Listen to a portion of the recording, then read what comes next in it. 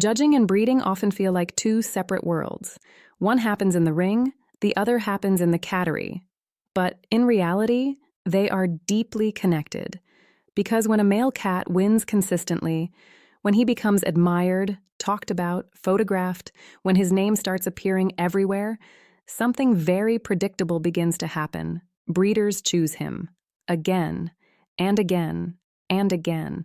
And at first it feels logical. He wins. He represents the standard. He looks impressive, so using him seems like the safest possible decision.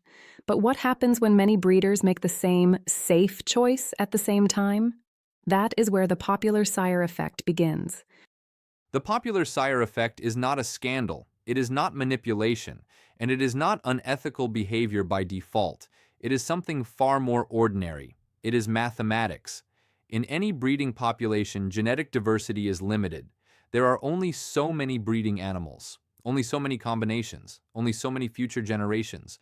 When one male becomes extremely popular, his genetic contribution expands rapidly, not slowly, rapidly. Within 2 or 3 generations, his influence can dominate the population. And here is the critical point. Even if that male is healthy, even if he is beautiful, even if he is perfectly within the standard, no single animal carries perfect genetics. Every individual carries recessive traits, hidden traits, traits that may not appear immediately. But when a gene pool becomes narrow, those hidden traits meet, and when they meet, they multiply. This is not dramatic language. This is population genetics. Genetic diversity acts like insurance. The broader the gene pool, the more resilient the breed. When diversity shrinks, risk increases. Not necessarily today, not necessarily tomorrow, but over time. And breeding is always about time. So the problem is not that the male is successful.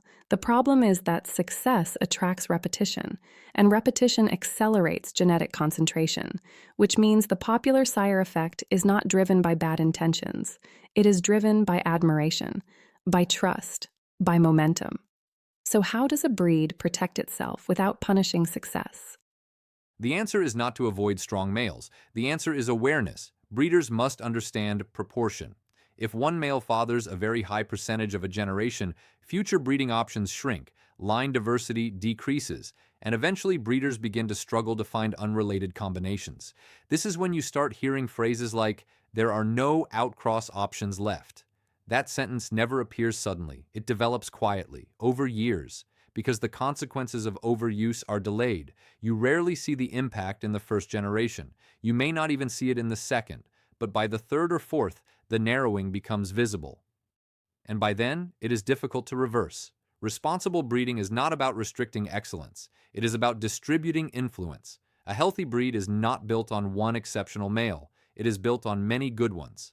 Balance protects diversity. Diversity protects health. And health protects the future. The popular sire effect is not about blame. It is about foresight. It asks a simple question. Are we thinking one generation ahead or 3? Because every breeding decision does more than produce kittens. It shapes the genetic landscape of the breed itself. Success is powerful, but unchecked repetition is even more powerful. And in breeding, power must always be balanced with responsibility.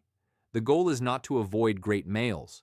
The goal is to ensure that greatness does not become genetic dominance. Because once diversity is lost, it is not easily rebuilt. And protecting diversity is not optional. It is stewardship.